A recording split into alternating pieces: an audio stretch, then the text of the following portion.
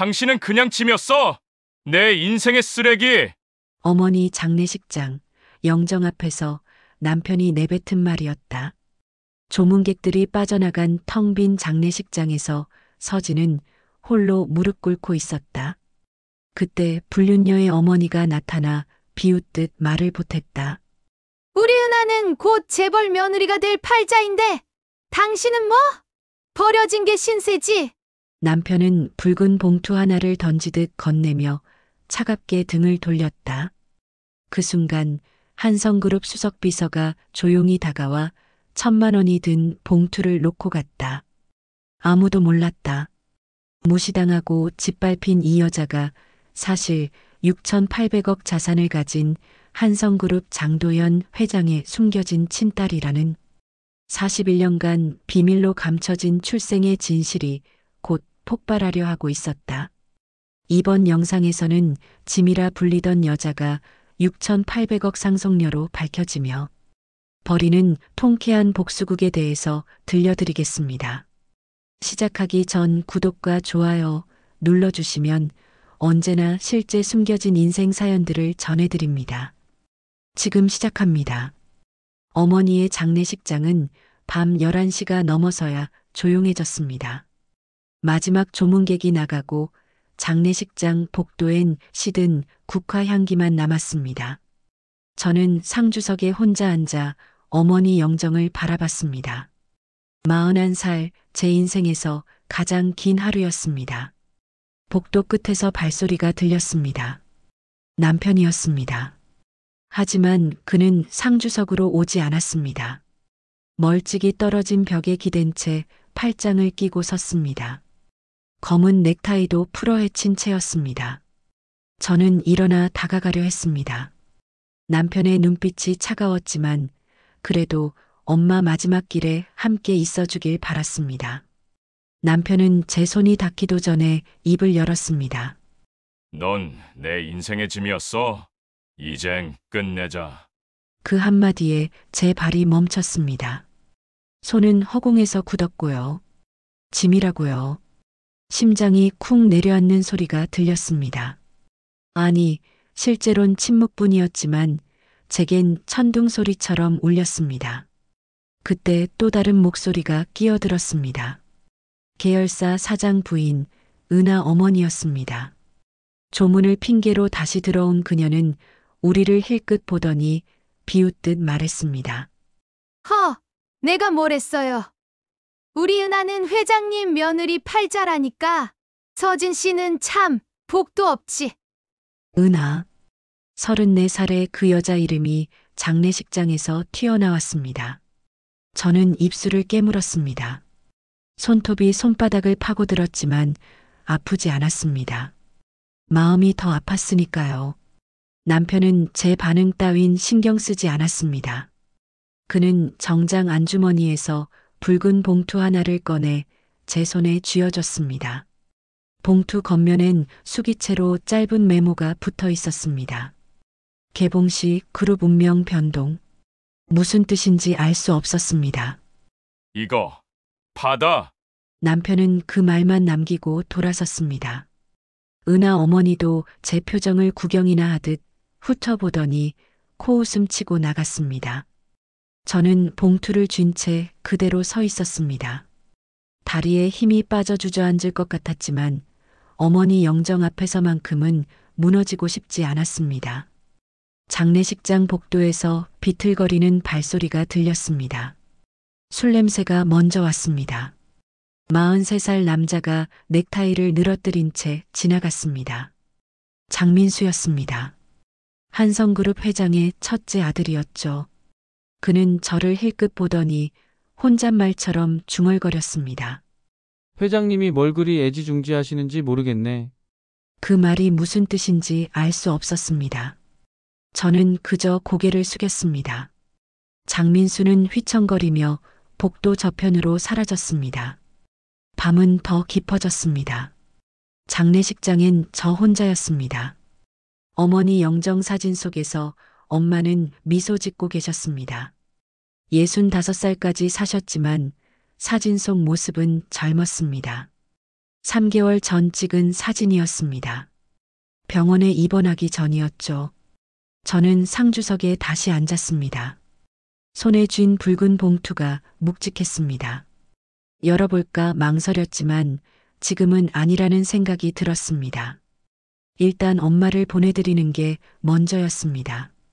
창밖으론 비가 내리기 시작했습니다. 가을비였습니다. 빗소리가 장례식장 유리창을 두드렸습니다. 저는 눈을 감았습니다. 남편의 말이 귓가에 맴돌았습니다. 짐이라고. 저는 정말 짐이었을까요? 그날 밤 저는 처음으로 제 인생을 되돌아봤습니다. 장례 이틀째 아침, 저는 제 손목에 남은 남편의 손자국을 봤습니다. 어젯밤 남편이 뿌리친 그 순간이 아직도 손목에 남아 있었습니다. 빨갛게 부어오른 자국이었습니다. 하지만 더 아픈 건 몸이 아니라 마음이었습니다. 장례식장 조문 접수대 앞에서 저는 남편을 기다렸습니다. 오전 9시, 남편은 약속 시간보다 1시간이나 늦게 나타났습니다. 정장은 멀쩡했지만 넥타이는 차 안에 두고 온 듯했습니다. 눈 아래엔 다크서클이 짙었습니다. 어디서 밤을 보냈는지 알 수 없었습니다. 저는 남편에게 다가가 손목을 붙잡았습니다. 남편은 제 손을 피하려 했지만 저는 놓지 않았습니다. 조문객들이 지나가는 복도였지만 신경 쓸 겨를이 없었습니다. 여보, 제발이요. 엄마 마지막 길입니다. 제발 곁에 있어 주세요. 목소리가 떨렸습니다. 애원하는 제 모습이 초라했지만 그래도 말해야 했습니다. 남편은 제 손을 뿌리치며 차갑게 내뱉었습니다. 이제 그만해.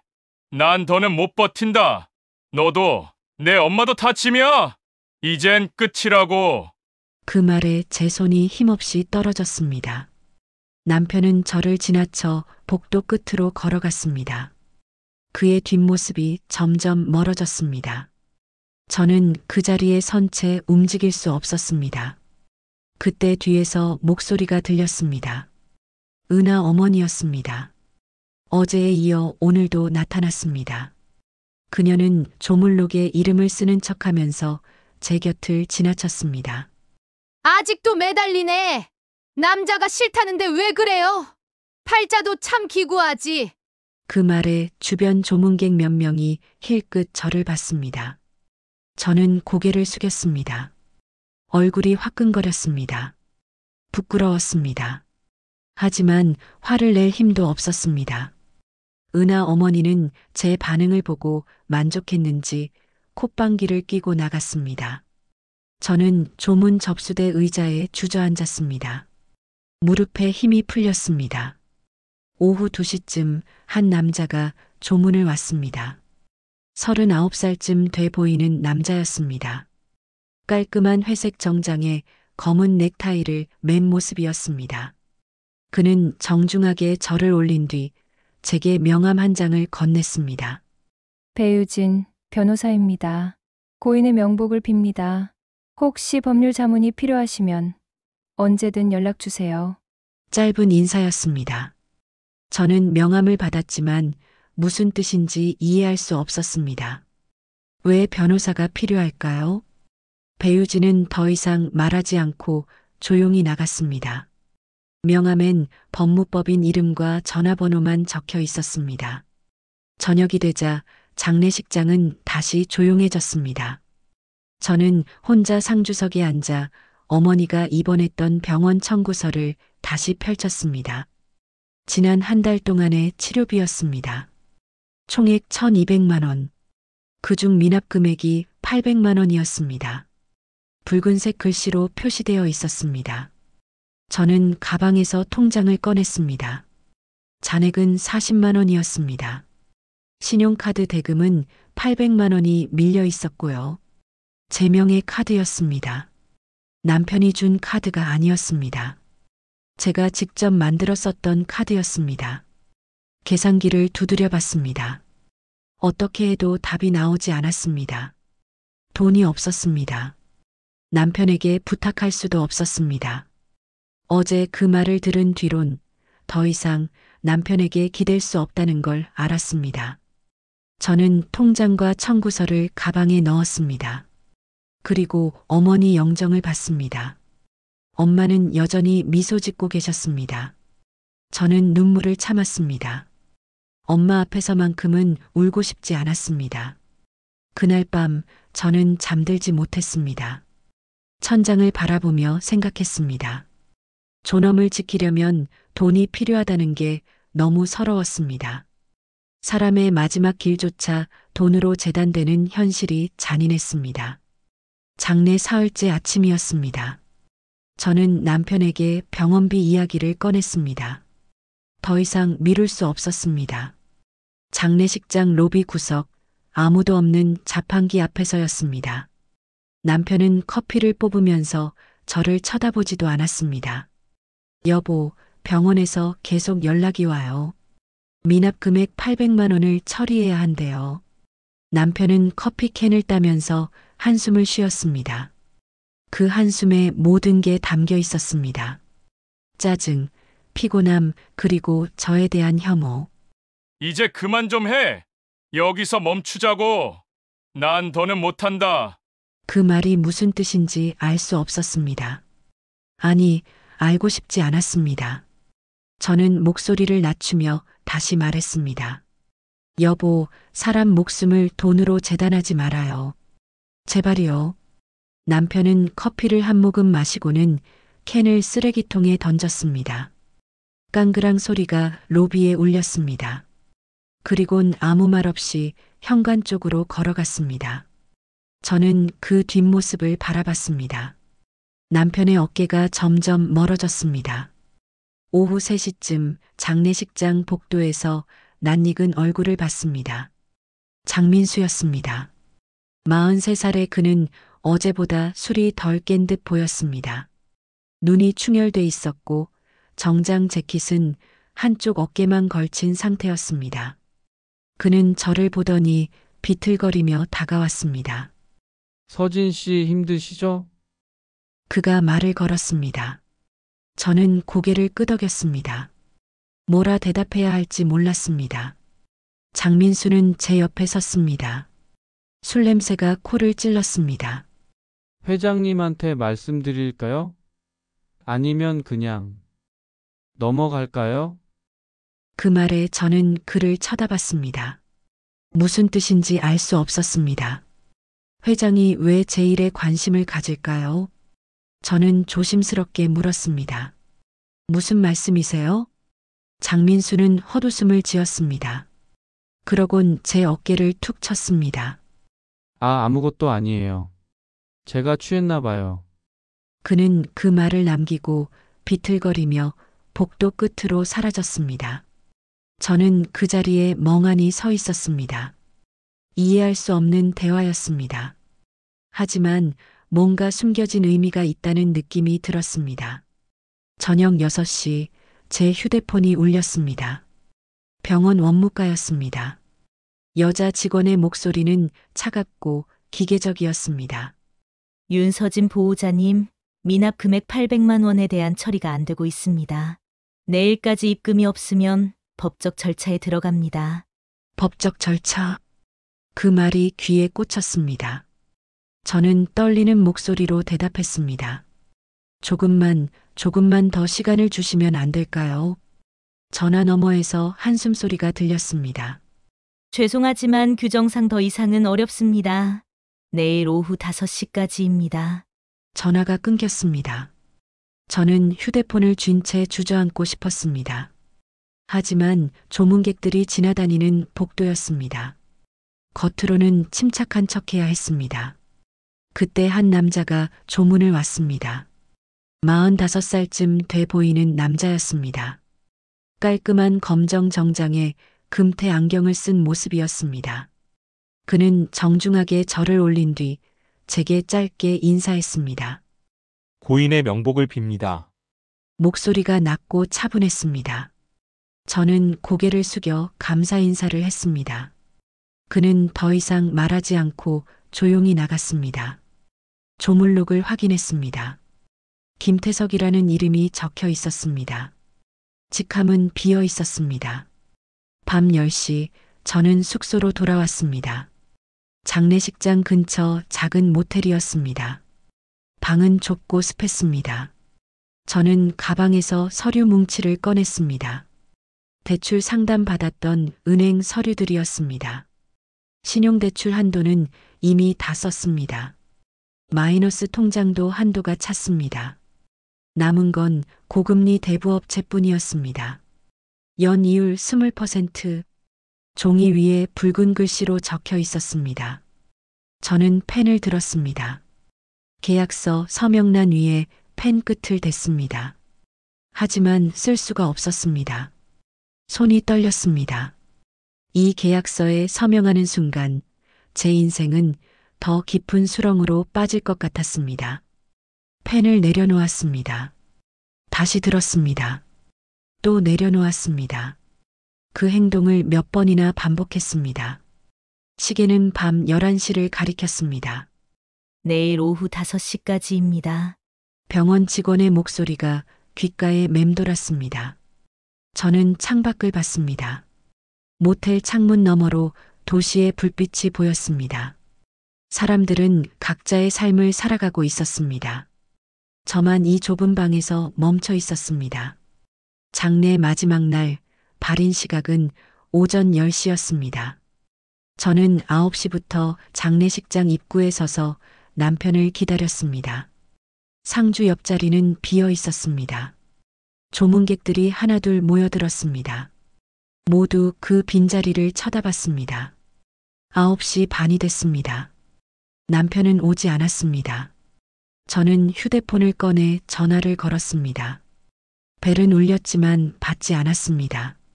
한 번, 두 번, 세 번, 네 번째에도 연결되지 않았습니다. 손에 쥔 휴대폰이 축축하게 젖었습니다. 손에서 땀이 났습니다. 10시가 됐습니다. 발인 시각이었습니다.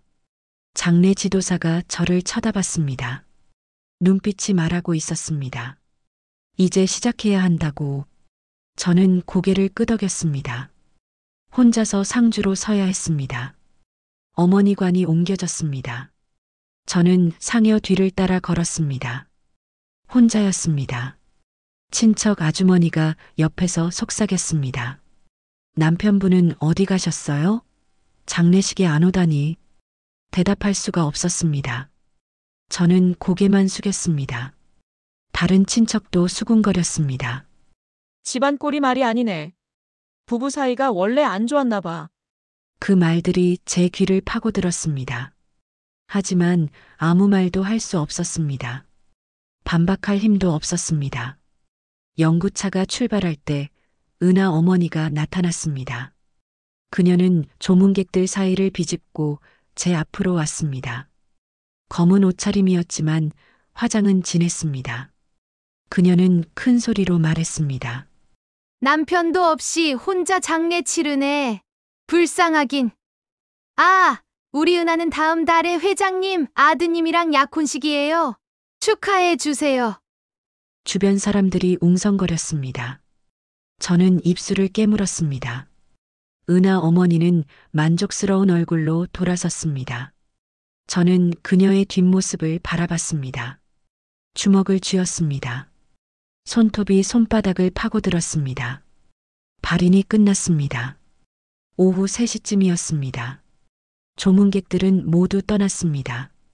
장례식장은 텅 비었습니다. 치워지지 않은 꽃들이 여기저기 흩어져 있었습니다. 의자들은 어지럽게 놓여 있었고요. 바닥엔 휴지와 꽃잎들이 널려 있었습니다. 저는 빈 상주석에 앉았습니다. 혼자였습니다. 어머니 영정 사진만 제 앞에 있었습니다. 저는 영정을 바라봤습니다. 엄마는 여전히 미소 짓고 계셨습니다. 저는 입을 열었습니다. 엄마, 미안해요. 제대로 보내드리지도 못했어요. 목소리가 떨렸습니다. 눈물이 났습니다. 이제는 참을 필요가 없었습니다. 아무도 없었으니까요. 저는 상주석에서 바닥에 주저앉았습니다. 그리고 울었습니다. 얼마나 울었을까요? 시간이 얼마나 흘렀는지 알 수 없었습니다. 장례식장 밖이 어두워졌습니다. 밤이 왔습니다. 저는 눈물을 닦고 일어났습니다. 정리를 해야 했습니다. 어머니 영정을 들고 집으로 가야 했습니다. 한밤중이었습니다. 밤 11시쯤 됐을까요? 장례식장 문이 열렸습니다. 누군가 들어왔습니다. 저는 고개를 들었습니다. 김태석이었습니다. 어제 조문 왔던 그 남자였습니다. 그는 말없이 제게 다가왔습니다. 그러곤 손에 들고 있던 붉은 봉투를 제 앞에 내려놓았습니다. 저는 그를 쳐다봤습니다. 무슨 일인지 알 수 없었습니다. 이게 뭐죠? 제가 물었습니다. 김태석은 대답하지 않았습니다. 그는 고개만 한번 숙이고는 돌아서서 나갔습니다. 저는 그의 뒷모습을 봤습니다. 장례식장 문이 닫혔습니다. 저는 봉투를 집어들었습니다. 무거웠습니다. 저는 봉투를 열었습니다. 안에 현금 뭉치가 들어 있었습니다. 10,000원 지폐였습니다. 저는 떨리는 손으로 세어봤습니다. 1,000,000원이었습니다. 봉투 안에 쪽지가 하나 더 있었습니다. 저는 쪽지를 펼쳤습니다. 짧은 글씨가 적혀 있었습니다. 장례비로 쓰십시오. 그뿐이었습니다. 이름도 없었습니다. 서명도 없었습니다. 저는 쪽지를 쥔 채 멍하니 앉아 있었습니다. 누가 이런 걸 주는 걸까요? 왜 저를 돕는 걸까요? 김태석은 누구일까요? 그는 왜 말없이 돈을 주고 갔을까요? 의문만 늘어났습니다. 대답은 없었습니다. 저는 현금 뭉치를 다시 봉투에 넣었습니다. 그리고 어머니 영정을 바라봤습니다. 엄마, 이게 뭘까요? 누가 우릴 돕는 걸까요? 물어봤지만 대답은 없었습니다. 장례 다음 날 저는 집으로 돌아왔습니다. 사흘 만에 돌아온 집이었습니다. 거실은 그대로였습니다. 하지만 뭔가 달랐습니다. 남편의 물건들이 없었습니다. 옷장을 열어봤습니다. 남편 정장이 반쯤 비어 있었습니다. 거실 소파에 서류 뭉치가 놓여 있었습니다. 저는 다가가 집어들었습니다. 카드 대금 청구서였습니다. 붉은색 글씨로 연체라고 적혀 있었습니다. 800만 원. 그 옆에 또 다른 서류가 있었습니다. 은행 대출 독촉장이었습니다. 남편이 거실로 들어왔습니다. 출근 준비를 하고 있었습니다. 넥타이를 매면서 서류를 힐끗 봤습니다. 그리곤 차갑게 말했습니다. 빚까지 지고 다니냐? 나 이제 못한다. 내 명의론 절대 안 돼. 그 말에 제 손이 떨렸습니다. 서류를 떨어뜨릴 뻔했습니다. 저는 겨우 목소리를 냈습니다. 여보, 잠깐만요. 이건 엄마 병원비 때문에. 남편은 제 말을 끊었습니다. 손을 들어 제지하듯 했습니다. 듣기 싫어. 내 문제는 내가 알아서 해. 난 빠진다. 그는 현관으로 향했습니다. 저는 뒤따라갔습니다. 남편의 팔을 붙잡으려 했습니다. 하지만 남편은 제 손을 뿌리쳤습니다. 이제 진짜 끝이야. 알아서 정리해. 현관문이 쾅 닫혔습니다. 저는 그 자리에 멈춰 섰습니다. 남편의 발소리가 복도에서 멀어졌습니다. 저는 주저앉았습니다. 현관 앞 차가운 바닥에 앉았습니다. 한참을 그렇게 있었습니다. 얼마나 지났을까요? 해가 중천에 떴습니다. 오후 2시쯤이었습니다. 저는 일어났습니다. 서재로 갔습니다. 책상 위엔 어젯밤 김태석이 준 봉투가 있었습니다. 1,000만 원. 거액이었습니다. 하지만 부족했습니다.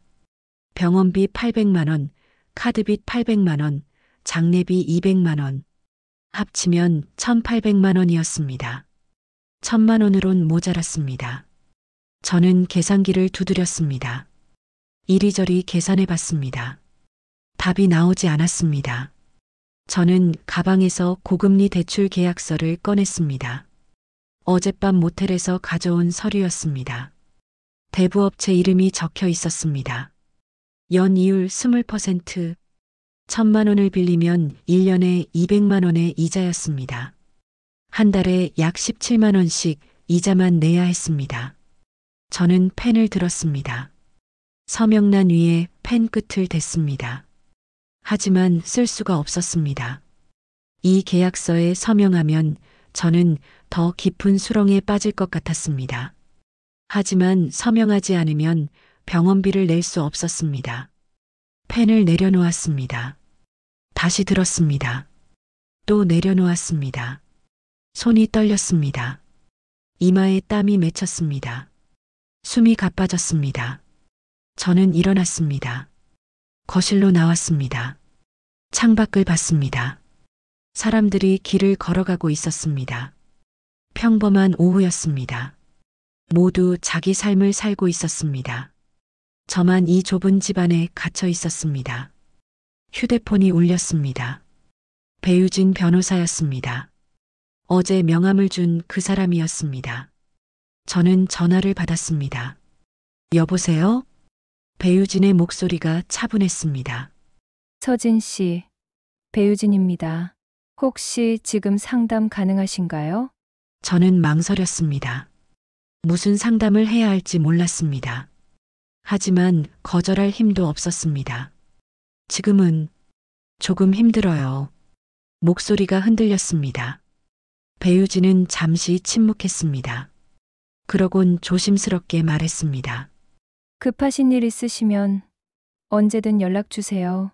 제가 도와드릴 수 있습니다. 전화가 끊겼습니다. 저는 휴대폰을 내려놓았습니다. 명함을 다시 봤습니다. 법무법인 이름과 전화번호. 저는 명함을 지갑에 넣었습니다. 저녁이 됐습니다. 6시쯤이었습니다. 남편은 돌아오지 않았습니다. 저는 혼자 서재에 앉아 있었습니다. 고금리 대출 계약서가 여전히 책상 위에 있었습니다. 저는 결심했습니다. 혼자서 가기로 했습니다. 남편에게 기대지 않기로 했습니다. 더 이상 매달리지 않기로 했습니다. 제가 만든 빚이니 제가 갚기로 했습니다. 펜을 들었습니다. 이번엔 망설이지 않았습니다. 서명란에 제 이름을 썼습니다. 윤서진, 41살 여자의 이름이었습니다. 더 이상 누구의 아내도 아닌 그냥 저 자신이었습니다. 계약서를 봉투에 넣었습니다. 내일 대부업체에 가져가야 했습니다. 저는 창밖을 봤습니다. 밤이 왔습니다. 도시의 불빛이 반짝였습니다. 그날 밤 저는 처음으로 제 인생을 혼자 책임지기로 결심했습니다. 일주일이 지났습니다. 그동안 남편은 집에 오지 않았습니다. 저는 혼자 빈 집을 지켰습니다. 어머니 영정을 거실 한쪽에 모셨습니다. 매일 아침 물을 갈아드렸습니다. 그날 오후 3시쯤이었습니다. 현관문이 열렸습니다. 남편이었습니다. 일주일 만에 돌아온 남편은 달라져 있었습니다. 정장 대신 평상복을 입고 있었습니다. 손에는 서류 봉투를 들고 있었고요. 남편은 거실로 들어왔습니다. 저는 주방에서 설거지를 하고 있었습니다. 남편은 소파에 앉지 않았습니다. 서서 저를 쳐다봤습니다. 눈빛이 차가웠습니다. 이거 받아. 남편이 서류 봉투를 제 앞으로 내밀었습니다. 저는 물기 묻은 손을 닦지도 못한 채 그를 봤습니다. 무슨 서류인지 알 수 없었습니다. 뭔데요? 제가 물었습니다. 남편은 입술을 비틀었습니다. 비웃는 표정이었습니다. 이혼 서류야. 우리 이제 진짜 끝내자. 더는 못 견디겠어. 그 말에 제 손이 떨렸습니다. 이혼 서류.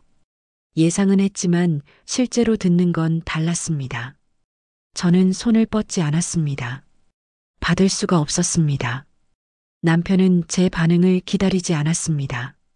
그는 서류를 거실 탁자 위에 던졌습니다. 서류가 탁자 위로 미끄러졌습니다. 그리곤 현관으로 향했습니다. 일주일 안에 서명해. 안 하면 재판으로 가. 현관문이 닫혔습니다. 남편은 그렇게 나갔습니다. 저는 그 자리에 서 있었습니다. 탁자 위에 서류가 보였습니다. 흰 봉투였습니다. 법무법인 이름이 적혀 있었습니다. 저는 다가가 서류를 집어들었습니다. 봉투를 열었습니다. 이혼 합의서였습니다. 서너 장의 종이였습니다. 저는 한 장 한 장 넘겨봤습니다. 재산분할 항목이 눈에 들어왔습니다. 아파트는 남편 명의였습니다. 차도 남편 명의였습니다. 예금도 모두 남편 명의였습니다. 제 이름으로 된 건 아무것도 없었습니다. 빚만 제 명의였습니다. 저는 서류를 내려놓았습니다. 소파에 앉았습니다. 머리가 지끈거렸습니다. 결혼 15년이 이렇게 끝나는 거였습니다. 아무것도 남지 않았습니다. 2시간쯤 지났을까요? 초인종이 울렸습니다. 저는 문을 열었습니다. 배유진이었습니다.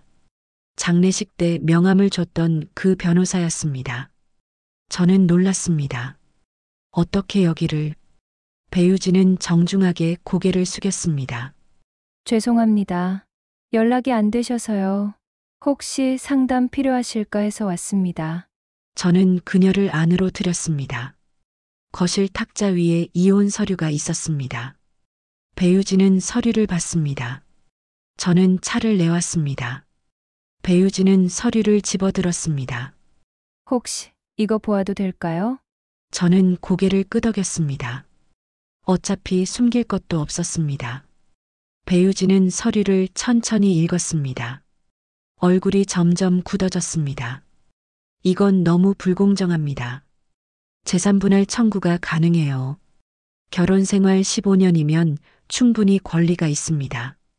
그녀가 말했습니다. 하지만 저는 고개를 저었습니다. 싸우고 싶지 않았습니다. 그냥 끝내고 싶었습니다. 괜찮아요. 그냥 이대로 끝내고 싶어요. 목소리가 작았습니다. 배유진은 저를 쳐다봤습니다. 그녀의 눈빛이 안타까웠습니다. 정말 괜찮으신 거예요? 생각할 시간을 가지세요. 제 명함 드렸죠? 언제든 연락 주세요. 배유진은 명함을 한 장 더 꺼내 탁자 위에 놓았습니다. 그리곤 일어났습니다. 저는 그녀를 배웅했습니다. 문이 닫혔습니다. 밤이 됐습니다.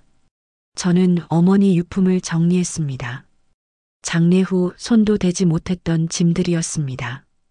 옷가지, 책, 소품들 하나하나 꺼내며 추억이 떠올랐습니다. 박스맨 아래에서 낡은 사진첩이 나왔습니다. 가죽 표지가 달아 있었습니다. 저는 사진첩을 펼쳤습니다.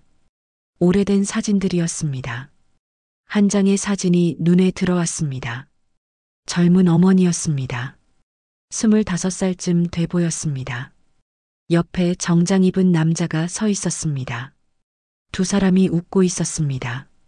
저는 사진 뒷면을 봤습니다. 연필로 쓴 글씨가 있었습니다. 1985년 5월, 40년 전이었습니다. 저는 사진 속 남자를 자세히 봤습니다. 낯익은 느낌이 들었습니다. 어디서 본 것 같았습니다. 하지만 누군지 알 수 없었습니다. 다음 날 아침 휴대폰이 울렸습니다. 은하 어머니였습니다. 저는 받지 않으려다가 받았습니다.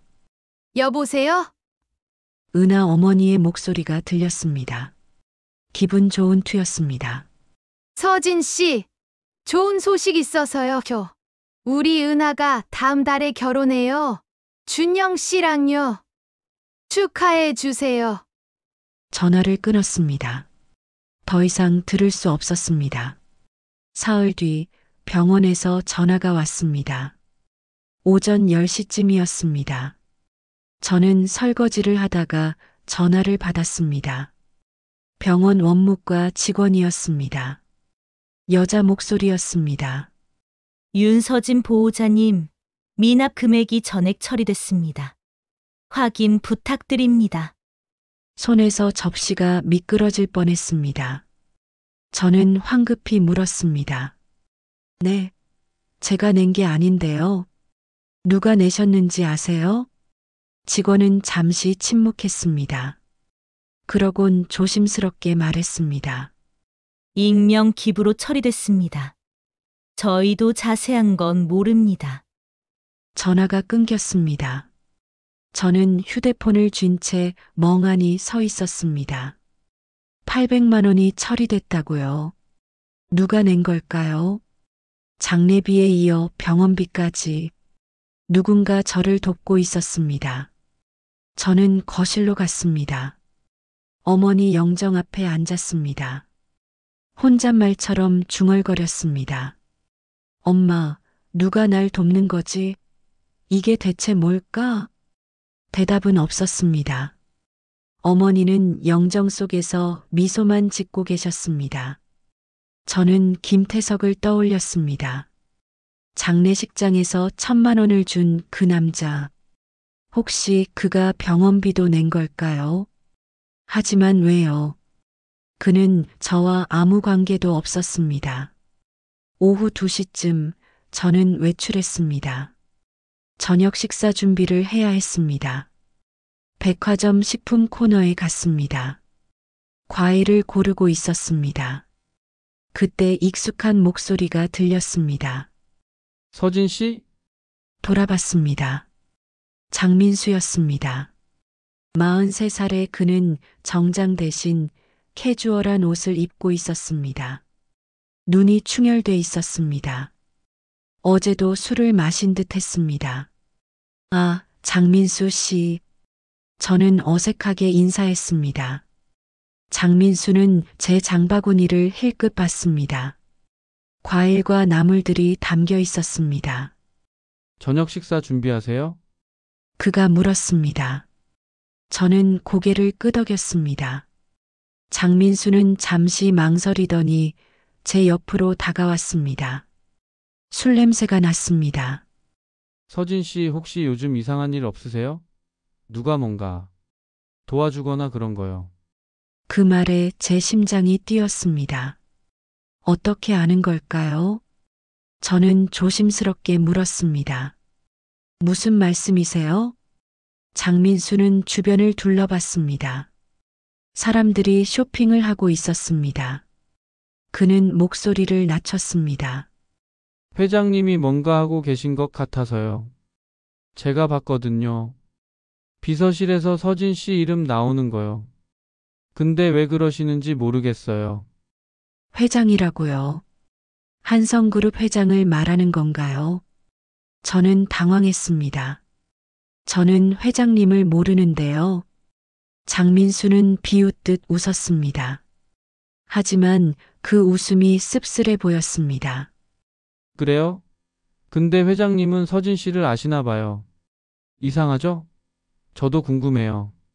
왜 그러시는지. 그는 그 말을 남기고 돌아섰습니다. 비틀거리며 걸어갔습니다. 저는 그 자리에 멈춰 섰습니다. 장바구니를 쥔 손에 힘이 들어갔습니다. 집으로 돌아왔습니다. 저녁 6시쯤이었습니다. 저는 서재로 갔습니다.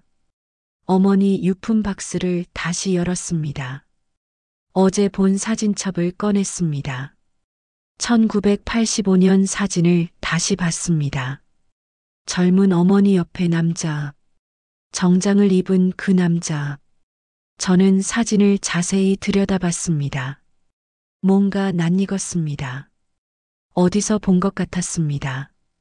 하지만 확신할 수 없었습니다. 박스를 더 뒤졌습니다. 오래된 수첩이 나왔습니다. 어머니 일기장이었습니다. 가죽 표지가 달아 있었습니다. 저는 일기장을 펼쳤습니다. 1985년 5월에 기록이 있었습니다. 40년 전이었습니다. 어머니는 그때 25살이었을 겁니다. 저는 천천히 읽었습니다. 오늘 도연이를 만났다. 그는 여전히 멋있었다. 하지만 우리는 이제 끝이다. 그가 먼저 말했다. 집안이 허락하지 않는다고. 나는 울지 않았다. 그냥 웃었다. 사랑한다고 말했다. 마지막이니까. 도현. 그 이름이 여러 번 나왔습니다. 저는 일기장을 넘겼습니다. 다른 날짜들도 봤습니다. 도현이라는 이름이 계속 등장했습니다. 1985년 9월의 기록이었습니다. 임신했다. 도현이의 아이다. 하지만 말하지 않을 것이다. 그는 이미 다른 사람과 결혼했다. 나는 혼자 낳을 것이다. 이 아이는 내 전부가 될 것이다. 가슴이 뛰었습니다. 임신. 도현이의 아이. 그게 저였습니다. 저는 책장을 넘기는 손이 떨렸습니다. 그날 밤 저는 잠들 수 없었습니다. 일기장을 읽고 또 읽었습니다. 도현, 도현, 도현. 그 이름이 머릿속을 맴돌았습니다. 누가 저를 돕고 있는 걸까요? 회장이 왜 제 이름을 알고 있을까요? 설마 하는 생각이 들었습니다. 하지만 확신할 수 없었습니다. 저는 집 안 구석구석을 뒤지기 시작했습니다. 어머니가 남긴 흔적을 찾아야 했습니다. 진실이 어딘가에 숨어 있을 거라는 확신이 들었습니다. 서재 책장 뒤편에서 낡은 파일 하나를 발견했습니다. 먼지가 쌓여 있었습니다. 저는 파일을 꺼내 열었습니다. 안에는 이상한 서류들이 들어 있었습니다. 자금 흐름표였습니다. 복잡한 숫자들이 빼곡했습니다. 계좌번호, 날짜, 금액. 저는 천천히 훑어봤습니다. 그중 한 장에 남편 이름이 보였습니다. 박준영. 그 옆에 적힌 금액은 5천만 원이었습니다. 저는 다른 서류를 봤습니다. 병원 기록 삭제 요청서였습니다. 요청자 이름이 적혀 있었습니다. 박준영. 제 손이 떨렸습니다. 남편이 어머니의 의료 기록을 없애려 했다는 증거였습니다. 왜요? 왜 남편이 이런 걸 했을까요? 무엇을 숨기려 한 걸까요? 저는 서류를 휴대폰으로 찍었습니다. 한 장 한 장 사진을 찍었습니다. 증거가 필요했습니다. 오후 2시 저는 배유진을 만났습니다. 조용한 카페였습니다. 창가 자리에 앉았습니다. 배유진은 커피를 주문하고 제 앞에 앉았습니다. 저는 휴대폰을 꺼내 사진들을 보여줬습니다. 배유진은 화면을 확대해서 봤습니다. 얼굴이 점점 굳어졌습니다. 그녀는 휴대폰을 내려놓고 저를 쳐다봤습니다. 이건 심각합니다. 증거 인멸 시도예요. 형사 고발 가능합니다. 그녀의 목소리가 낮았습니다. 저는 고개를 끄덕였습니다. 하지만 뭔가 더 알고 싶었습니다. 남편이 왜 이런 짓을 했을까요? 뭘 숨기려 한 거죠?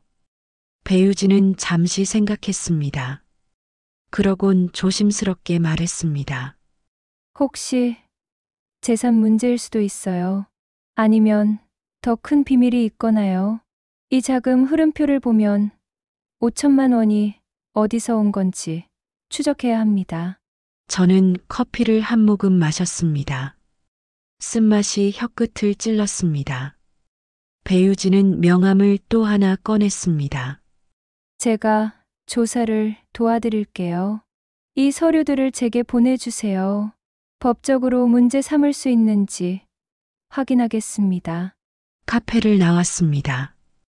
저는 휴대폰으로 이메일을 작성했습니다. 김태석에게 보냈습니다. 만나고 싶다는 내용이었습니다. 답장이 금방 왔습니다. 오늘 저녁 7시 한강변이었습니다. 저녁 7시 저는 한강변 벤치에 앉아 있었습니다. 해가 지고 있었습니다. 강물은 주황빛으로 물들었습니다. 김태석이 나타났습니다. 45살의 그는 검은 코트를 입고 있었습니다. 그는 제 옆에 앉았습니다. 말없이 강을 바라봤습니다. 저는 먼저 입을 열었습니다. 왜 저를 도와주시는 거예요? 장례비에 병원비까지. 당신은 누구예요? 김태석은 고개를 돌렸습니다. 저를 쳐다봤습니다. 그의 눈빛이 복잡했습니다. 지시를 받았을 뿐입니다. 누가 시켰는지는 말할 수 없어요. 그 대답에 화가 났습니다. 저는 목소리를 높였습니다. 누구예요? 회장인가요? 장도연 회장이 시킨 거예요? 김태석은 대답하지 않았습니다. 침묵이 흘렀습니다. 바람이 불었습니다. 강물이 출렁였습니다. 말할 수 없습니다.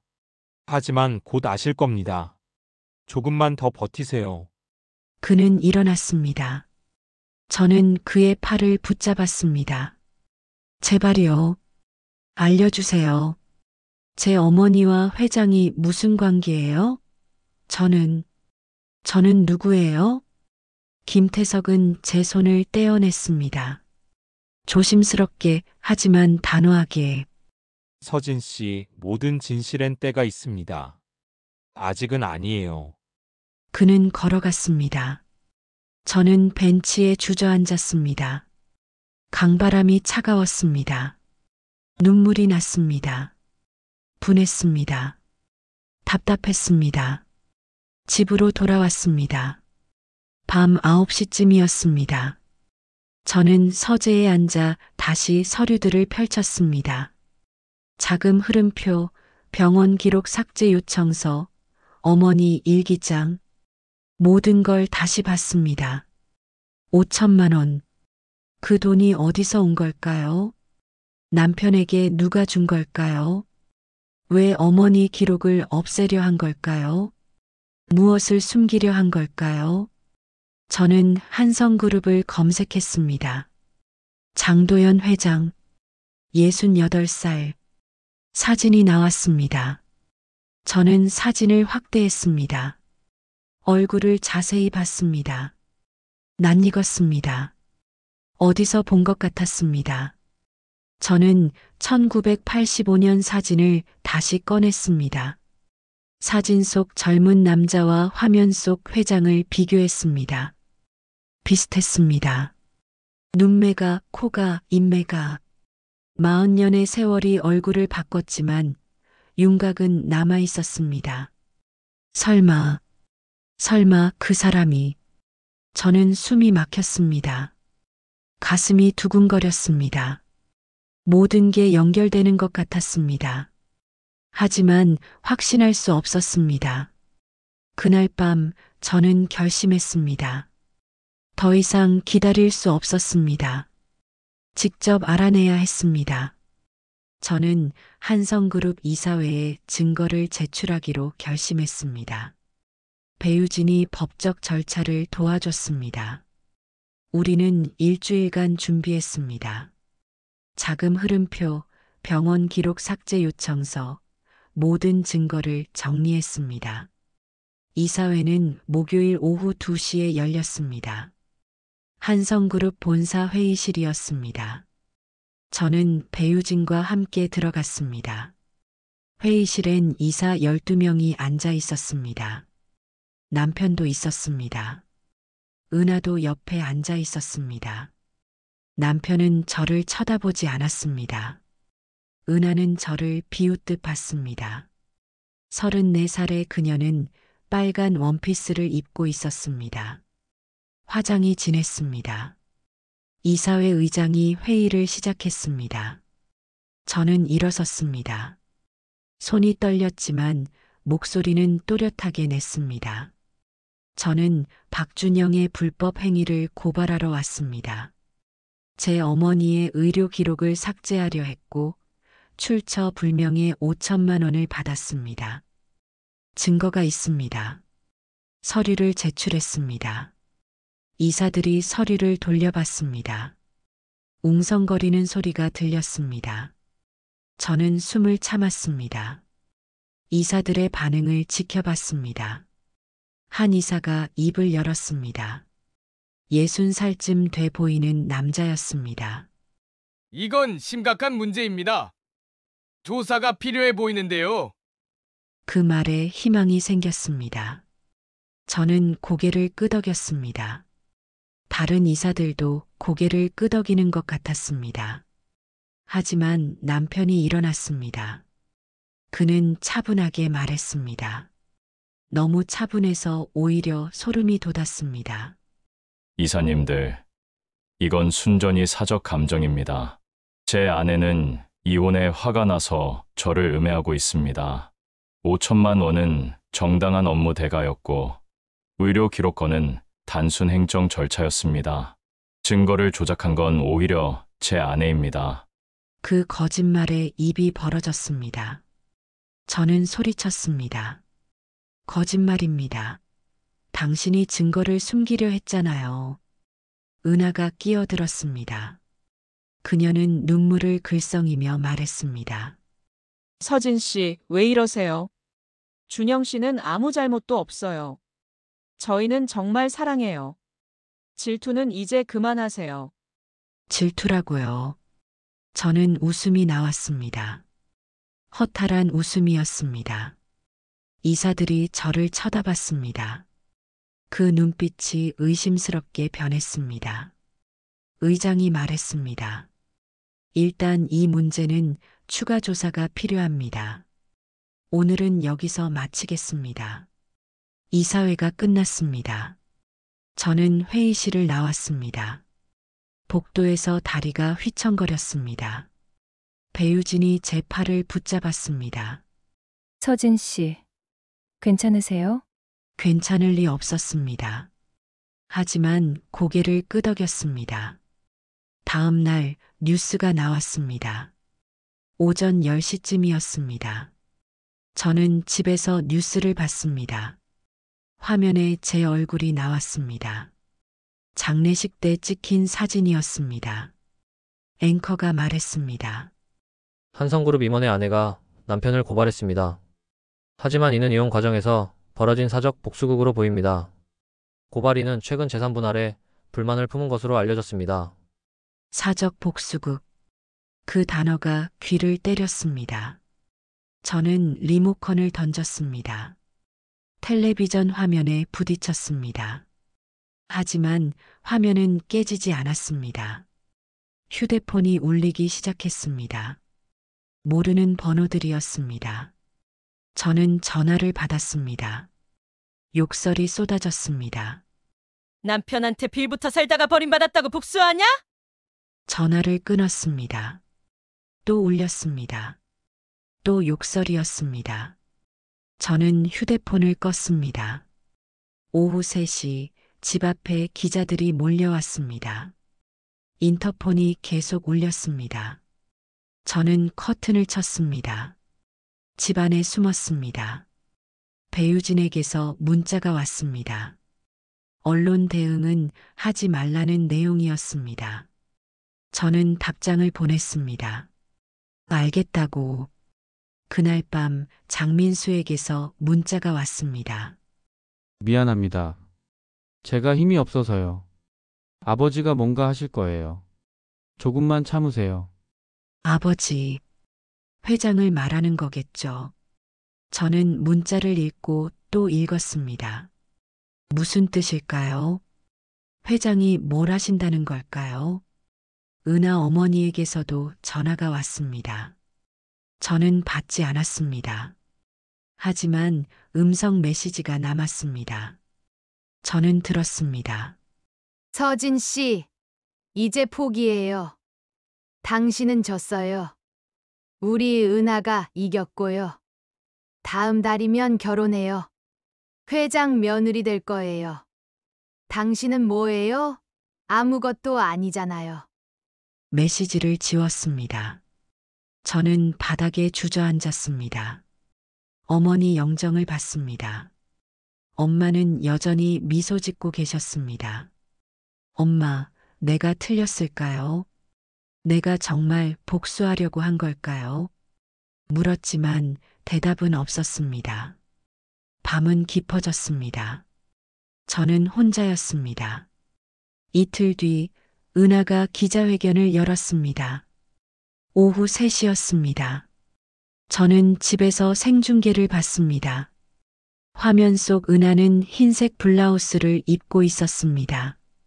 화장은 연하게 했습니다. 평소와 달랐습니다. 기자들이 플래시를 터뜨렸습니다. 은하는 카메라를 보며 입을 열었습니다. 목소리가 떨렸습니다. 연기인지 진심인지 알 수 없었습니다.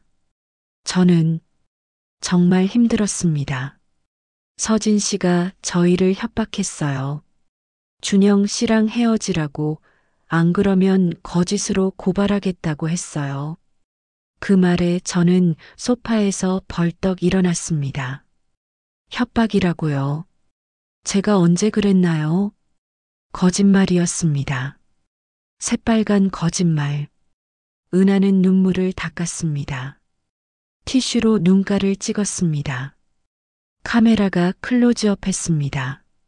제 인생이 망가졌어요. 사랑하는 사람과 함께 있는 게 죄인가요? 저희는 진심으로 사랑해요. 그런데 왜 이렇게 괴롭히는 거죠? 기자 한 명이 질문했습니다. 피해를 입으신 부분이 구체적으로 뭔가요? 은하는 고개를 숙였습니다. 어깨가 들썩였습니다. 울고 있는 것처럼 보였습니다.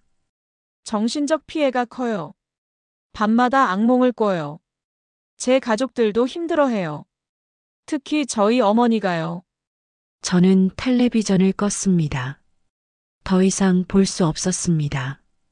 손이 떨렸습니다. 분노가 치밀었습니다. 하지만 어쩔 수 없었습니다.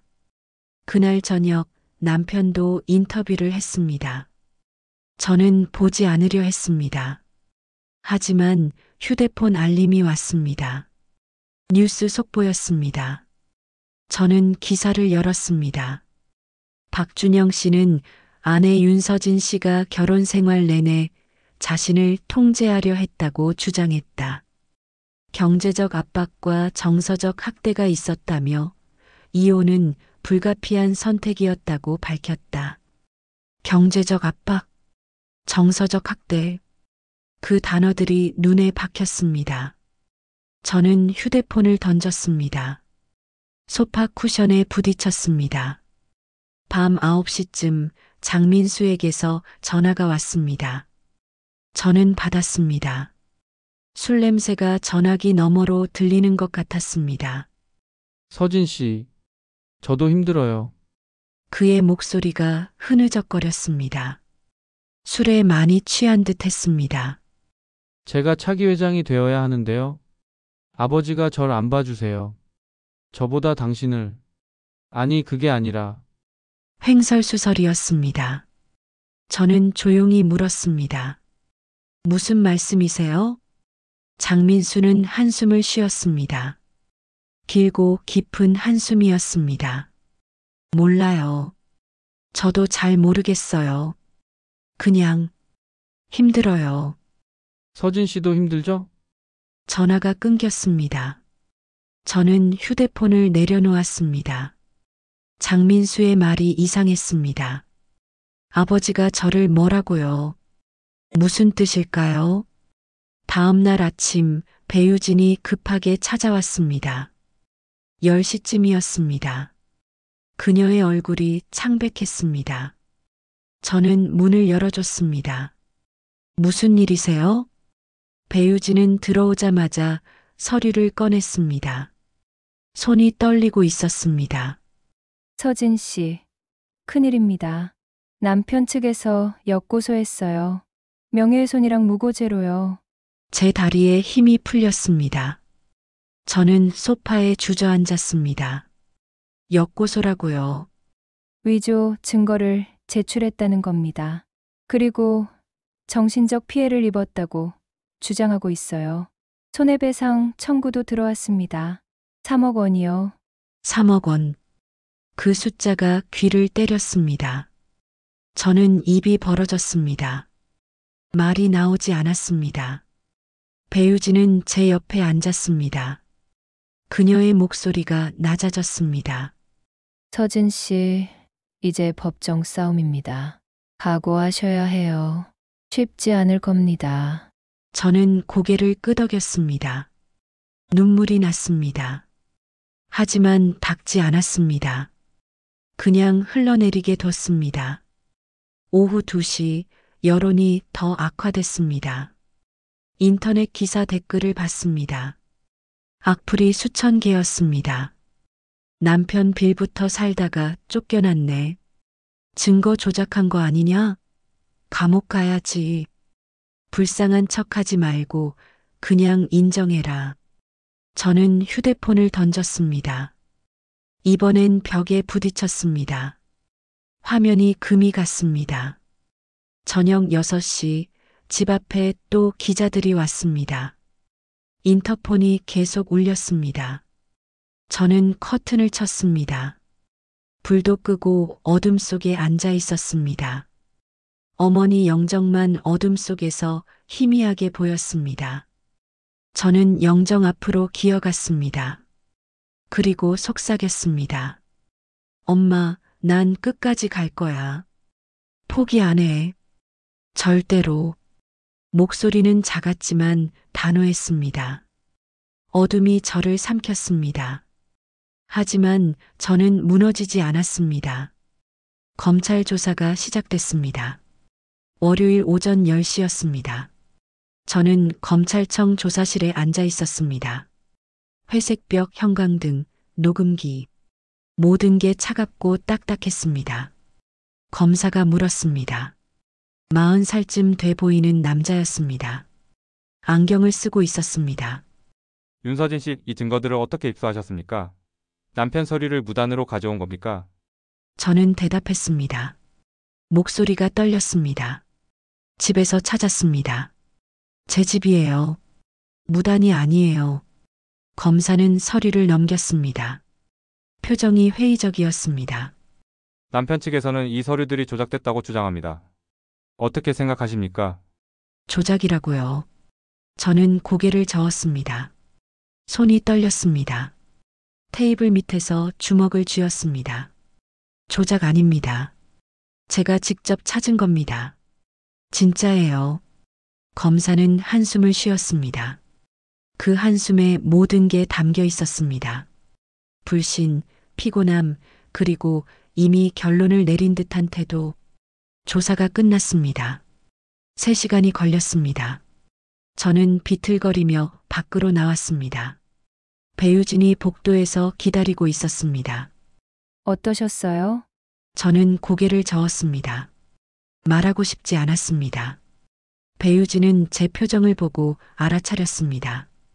그날 오후 법정 심리가 있었습니다. 민사소송이었습니다. 손해배상 청구권이었습니다. 저는 피고석에 앉았습니다. 남편과 은하는 원고석에 앉아 있었습니다. 판사가 들어왔습니다.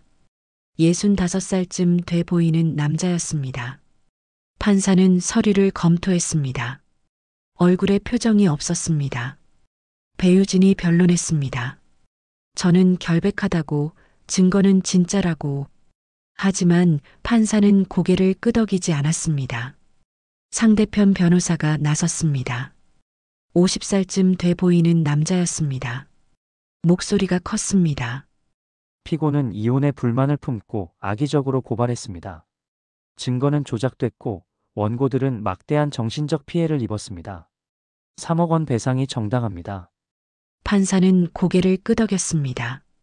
저는 그 모습을 봤습니다. 가슴이 내려앉았습니다. 심리가 끝났습니다. 판사가 말했습니다. 판결은 2주일 후에 선고하겠습니다. 법정을 나왔습니다. 복도에서 은하 어머니가 기다리고 있었습니다. 그녀는 저를 보고 소리쳤습니다. 이제 끝났어. 당신 감옥 가는 거야. 우리 은하 괴롭힌 데가 톡톡히 치를 거야. 주변 사람들이 쳐다봤습니다. 저는 고개를 숙이고 지나갔습니다. 귀를 막고 싶었습니다. 하지만 손을 들 힘도 없었습니다. 저녁에 집으로 돌아왔습니다. 6시쯤이었습니다. 우편함에 등기가 와 있었습니다. 은행 독촉장이었습니다. 대출 연체 통지서였습니다. 이자가 밀렸습니다. 80만 원이었습니다. 통장을 확인했습니다. 잔액은 10만 원이었습니다. 카드는 모두 정지됐습니다. 저는 거실 바닥에 주저앉았습니다. 휴대폰이 울렸습니다. 친구였습니다. 대학 때 친구였습니다. 저는 받았습니다. 서진아, 미안한데 당분간 연락 안 할게. 내 남편이 그러는데 내 일에 휘말리고 싶지 않대. 미안해. 전화가 끊겼습니다. 저는 휴대폰을 내려놓았습니다. 또 울렸습니다. 다른 친구였습니다. 역시 같은 말을 했습니다. 세 번째 전화도, 네 번째 전화도 마찬가지였습니다. 친구들이 모두 등을 돌렸습니다. 저는 혼자였습니다.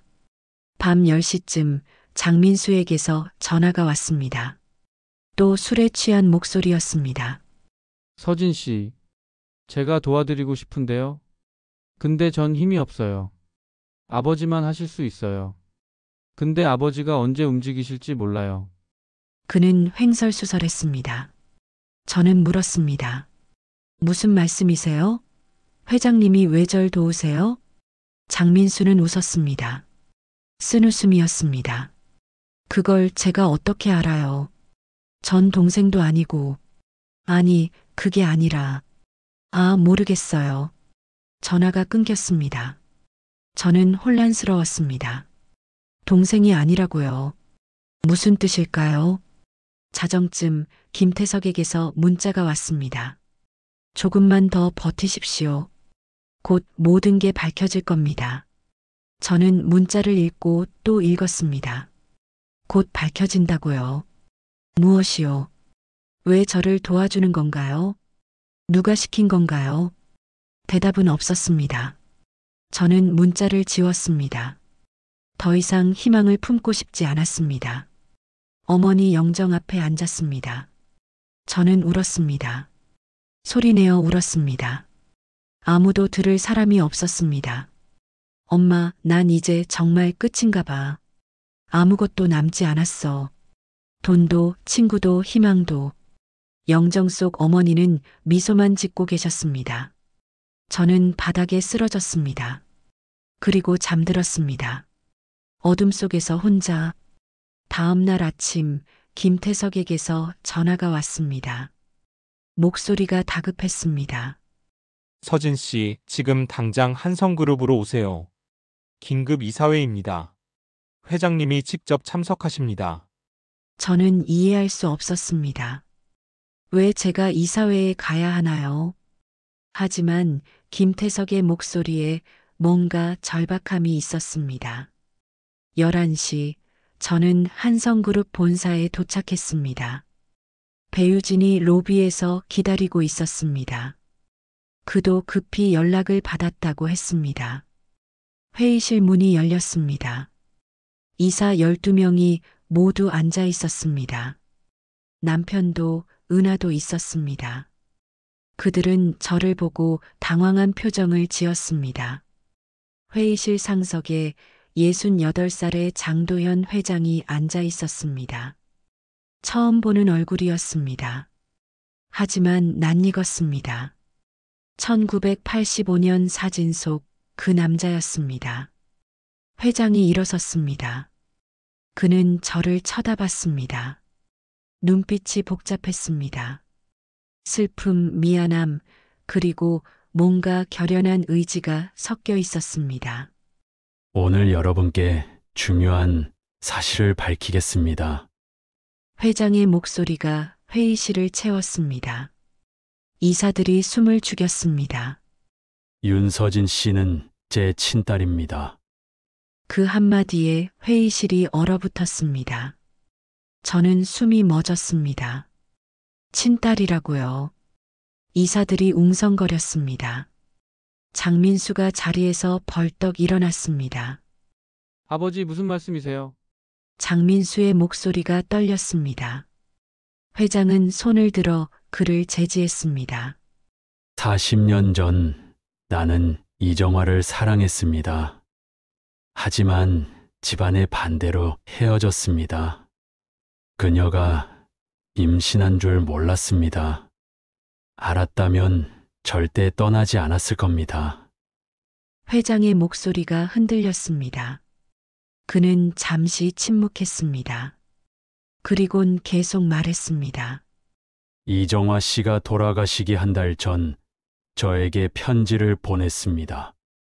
서진이라는 딸이 있다고, 자기 시간이 얼마 남지 않았다고.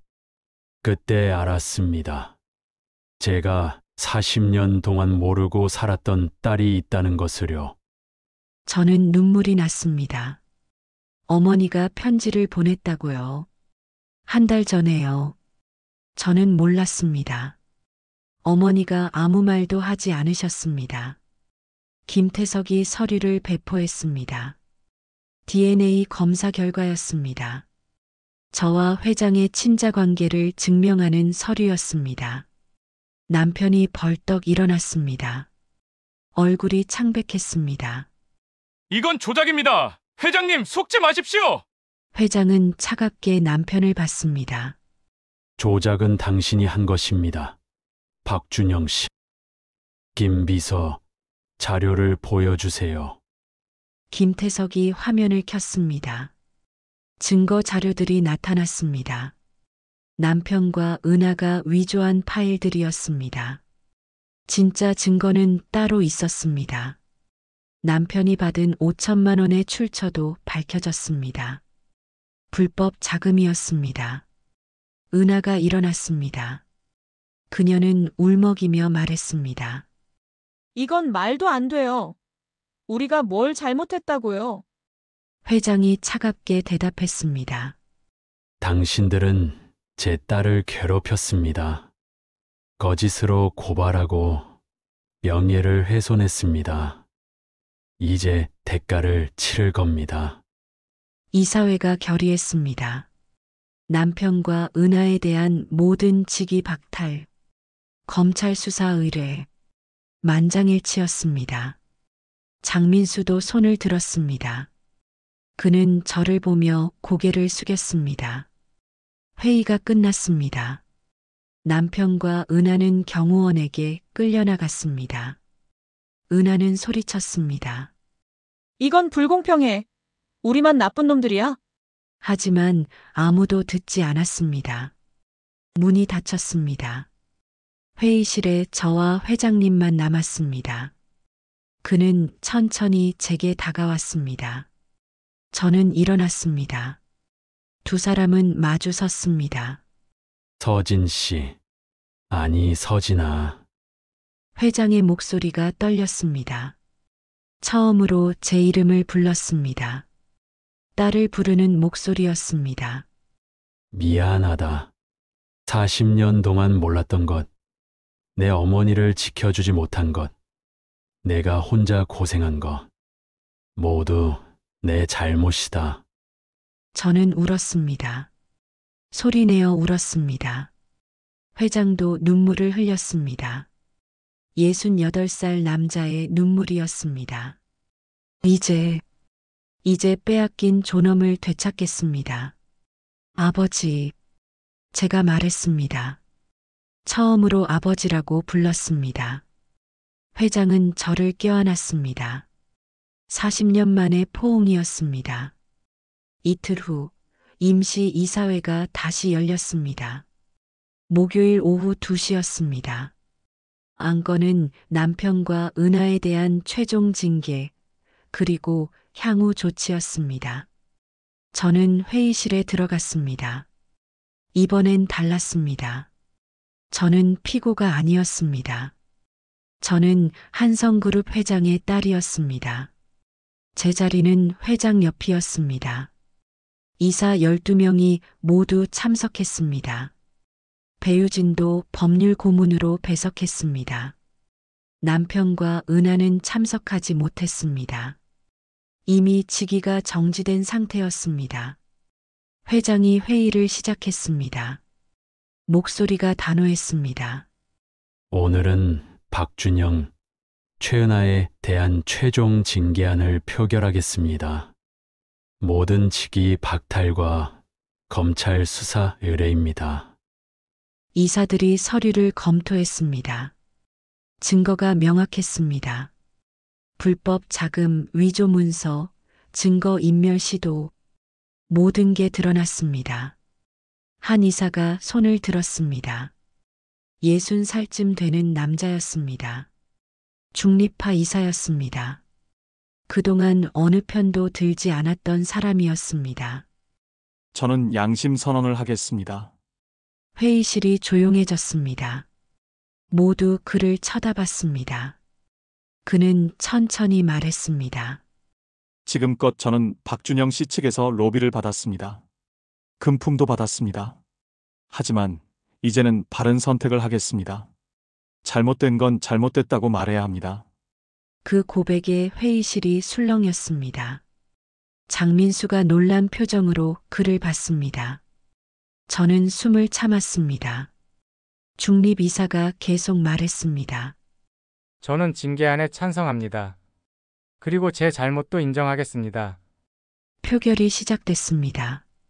한 명씩 손을 들었습니다. 첫 번째, 두 번째, 세 번째. 찬성표가 쌓였습니다. 장민수의 차례가 왔습니다. 그는 잠시 망설였습니다. 얼굴이 창백했습니다. 저는 그를 쳐다봤습니다. 그의 눈빛이 흔들렸습니다. 장민수가 손을 들었습니다. 찬성이었습니다. 그는 고개를 숙였습니다. 목소리가 작았습니다. 저도 찬성합니다. 제가 차기 회장이 되고 싶었습니다. 하지만 이건 아닙니다. 잘못된 건 바로 잡아야 합니다. 그 말에 회장이 장민수를 봤습니다. 눈빛이 부드러워졌습니다. 아버지가 아들을 보는 눈빛이었습니다. 표결 결과가 나왔습니다. 12표 중 11표 찬성, 한 표는 기권이었습니다. 압도적이었습니다. 회장이 선언했습니다.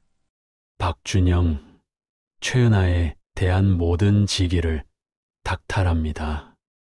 검찰의 수사를 의뢰합니다.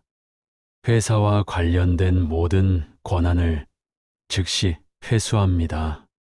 회의실에 박수가 터졌습니다. 저는 눈물이 났습니다. 하지만 이번엔 슬픔이 아니었습니다. 안도였습니다. 드디어 끝났습니다. 회의가 끝난 후 장민수가 저에게 다가왔습니다. 그는 어색하게 웃었습니다. 서진 씨, 아니 이제 동생이라고 불러야 하나요? 저는 고개를 끄덕였습니다. 장민수는 한숨을 쉬었습니다. 평생 인정받고 싶었습니다. 아버지한테요. 근데 결국 안 되는구나 싶었어요. 그런데 오늘 깨달았습니다. 인정은 자격이 아니라 행동으로 얻는 거더라고요. 그는 제 어깨를 가볍게 두드렸습니다. 그리곤 돌아섰습니다. 저는 그의 뒷모습을 봤습니다. 조금 가벼워 보였습니다. 배유진이 다가왔습니다. 그는 미소를 지었습니다. 축하합니다. 서진 씨. 아니, 이제 한성그룹 명예라고 불러야 하나요? 저는 웃었습니다. 배유진은 농담을 던졌습니다. 참, 명예훼손은 명예가 있어야 성립합니다. 남편분은 명예가 없었으니 성립 안 되겠네요. 우리는 함께 웃었습니다. 오랜만에 마음 편히 웃었습니다. 그날 저녁 회장과 단둘이 저녁을 먹었습니다. 조용한 레스토랑이었습니다. 회장이 말했습니다. 서진아, 이제 회사에 들어올 생각 없니? 저는 고개를 저었습니다. 회장은 놀란 표정을 지었습니다. 왜? 저는 미소 지었습니다. 아버지, 감사합니다. 하지만 저는 제 길을 가고 싶어요. 제가 하고 싶은 일이 있어요. 회장은 잠시 침묵했습니다. 그러곤 고개를 끄덕였습니다. 그래, 내 어머니를 닮았구나. 고지비세. 우리는 웃었습니다. 40년을 기다린 식사였습니다. 하지만 전혀 어색하지 않았습니다. 금요일 오전 10시 검찰이 움직였습니다. 저는 집에서 뉴스를 봤습니다. 생중계였습니다. 화면엔 남편이 나왔습니다. 검찰 수사관 2명이 그를 양쪽에서 붙잡고 있었습니다. 수갑이 채워졌습니다. 은색 수갑이 남편 손목에 찰칵 소리를 내며 잠겼습니다. 남편은 고개를 숙였습니다. 얼굴이 창백했습니다. 양복 넥타이도 흐트러져 있었습니다. 기자들이 플래시를 터뜨렸습니다. 카메라가 남편을 따라갔습니다. 남편은 검은 차에 태워졌습니다. 차문이 닫혔습니다. 화면이 바뀌었습니다. 이번엔 은하였습니다. 그녀도 수갑을 차고 있었습니다. 34살의 그녀는 울고 있었습니다. 화장이 번졌습니다. 마스카라가 뺨을 타고 흘렀습니다.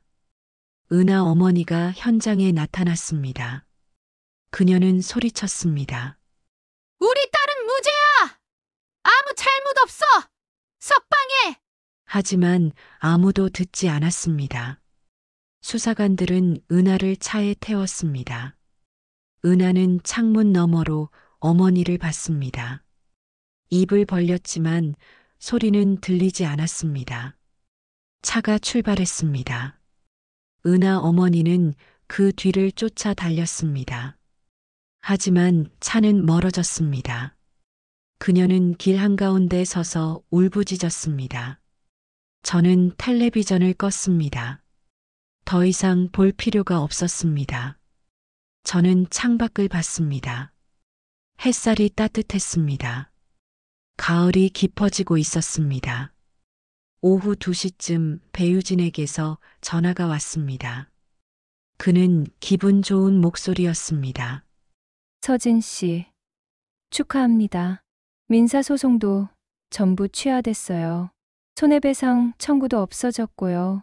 저는 안도의 한숨을 쉬었습니다. 배유진은 계속 말했습니다. 참, 제가 법정에서 한 말 기억하세요?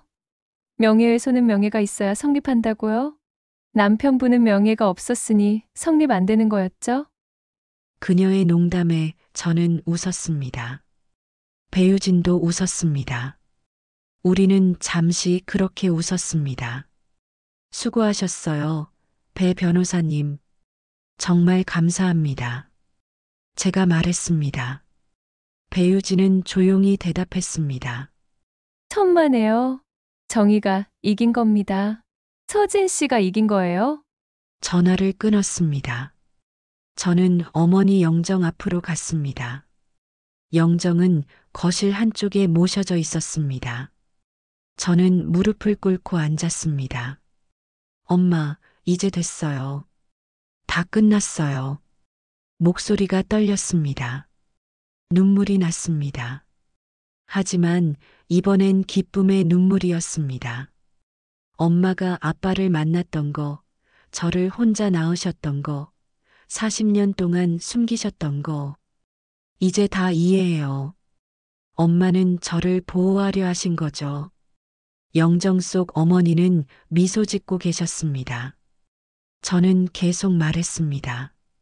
이제 빼앗긴 존엄성을 되찾았어요. 엄마 덕분이에요. 그리고 아빠 덕분이고요. 저는 고개를 숙여 감사했습니다. 오래 그렇게 있었습니다. 시간이 얼마나 흘렀는지 알 수 없었습니다. 저녁 6시 김태석에게서 문자가 왔습니다. 회장님께서 내일 점심 같이 하시자고 하십니다. 장민수 도련님도 함께 하신답니다. 가족 식사입니다. 가족 식사. 그 단어가 마음에 와닿았습니다. 저는 답장을 보냈습니다. 좋다고. 그날 밤 저는 오랜만에 편히 잠들었습니다. 악몽도 없었습니다. 불안도 없었습니다. 그냥 깊고 평화로운 잠이었습니다. 다음 날 아침 저는 일찍 일어났습니다. 창문을 열었습니다. 시원한 바람이 들어왔습니다. 새들이 지저귀고 있었습니다. 저는 거울을 봤습니다. 41살 여자가 서 있었습니다. 하지만 달라 보였습니다. 눈빛이 달랐습니다. 더 이상 두렵지 않았습니다. 더 이상 숨지 않았습니다.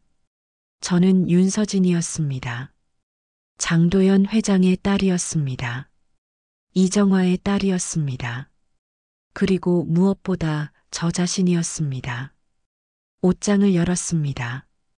검은 옷들이 가득했습니다. 저는 밝은색 블라우스를 꺼냈습니다. 오랜만에 입는 밝은 색이었습니다. 거울 앞에 섰습니다. 저는 미소 지었습니다. 진짜 미소였습니다. 억지로 짓는 미소가 아니었습니다. 이제 시작이야. 혼잣말을 했습니다. 그 말이 진심이었습니다. 6개월이 지났습니다. 저는 조용한 동네에 작은 화실을 열었습니다.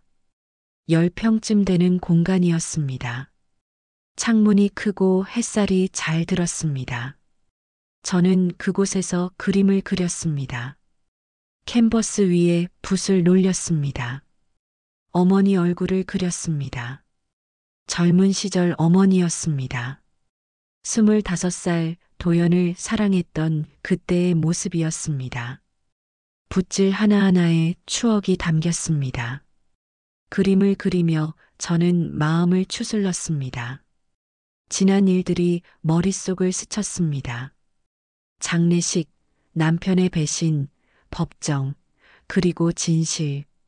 모든 게 그림 속에 녹아들었습니다. 3개월 동안 화실에 있었습니다. 그림을 그리고 사람들을 만나고 천천히 숨을 쉬었습니다. 급하지 않았습니다. 서두를 필요가 없었습니다. 어느 날 저는 결심했습니다. 화실 문을 닫기로 했습니다. 오래 꿈꿔온 일을 하기로 했습니다. 세계 여행이었습니다. 첫 목적지는 파리였습니다. 3월이었습니다. 봄이 오고 있었습니다. 저는 루브르 박물관에 섰습니다. 모나리자 앞에 섰습니다. 수백 명의 사람들이 그림을 보고 있었습니다. 저는 노트를 꺼냈습니다. 메모를 했습니다. 그림의 역사, 사람들의 반응, 제 느낌, 모든 걸 적었습니다. 여행 가이드로 일하기 위해서였습니다. 바르셀로나에 갔습니다. 사그라다 파밀리아 성당에 들어갔습니다. 빛이 스테인드 글라스를 통과해 들어왔습니다. 무지개 빛이었습니다. 저는 그 빛 아래 서 있었습니다. 눈물이 났습니다. 아름다움 때문이었습니다. 로마에 갔습니다. 콜로세움을 봤습니다. 2000년 전 건물이었습니다. 저는 돌계단에 앉아 생각했습니다. 시간은 흐른다고, 모든 것은 지나간다고. 그리스 산토리니에 갔습니다. 흰 집과 파란 바다가 있었습니다. 저는 절벽 끝에 앉았습니다. 석양을 봤습니다. 태양이 바닷속으로 떨어졌습니다. 하루가 끝났습니다. 1년이 지났습니다. 저는 한국으로 돌아왔습니다. 노트가 3권이나 됐습니다. 메모가 빼곡했습니다. 사진도 수천 장이었습니다. 저는 책을 쓰기로 했습니다. 제목은 나이는 숫자일 뿐이었습니다. 41살에 시작한 여행, 42살에 쓴 책이었습니다. 출판사에 원고를 넣었습니다. 2달 후 연락이 왔습니다. 출간하겠다고 했습니다. 저는 기뻤습니다. 책이 나왔습니다. 가을이었습니다. 서점에 제 책이 놓였습니다. 저는 서점에 갔습니다. 제 책을 봤습니다. 표지에 제 이름이 있었습니다. 윤서진. 책이 팔렸습니다. 많이 팔렸습니다. 베스트셀러가 됐습니다. 강연 요청이 들어왔습니다. 서울 대형 서점에서 첫 강연을 했습니다. 토요일 오후 2시였습니다. 400명이 왔습니다. 자리가 가득 찼습니다. 저는 단상에 섰습니다.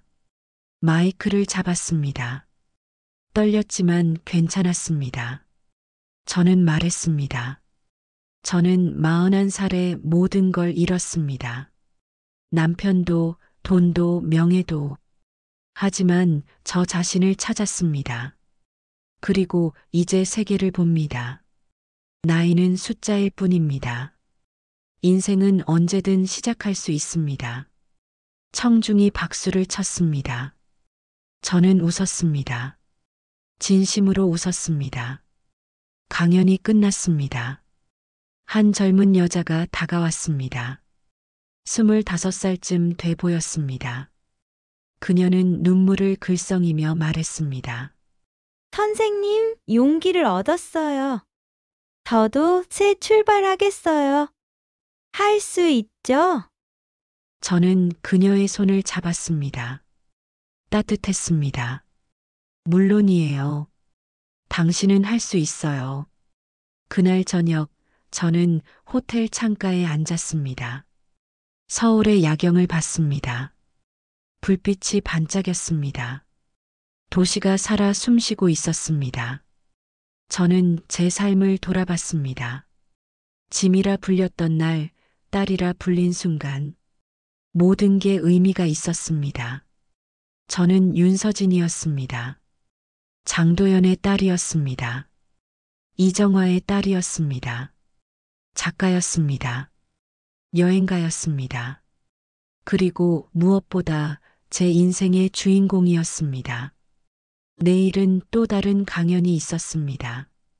모레는 새로운 여행을 떠날 예정이었습니다. 제 인생은 지금부터였습니다. 저는 미소 지으며 창밖을 봤습니다. 밤은 아름다웠습니다. 오늘도 감사합니다. 행복하세요.